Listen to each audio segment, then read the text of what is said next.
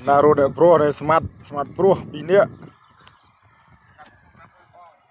này Smart nữa này mùi tên tân mua mùi tên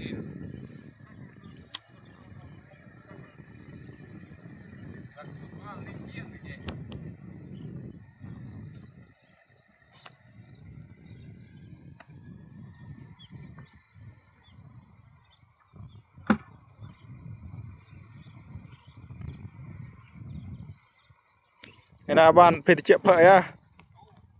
chồng pa bạn tình ôi đấy hả tình ôi bự chả phơi cho ra từ nung pe mới à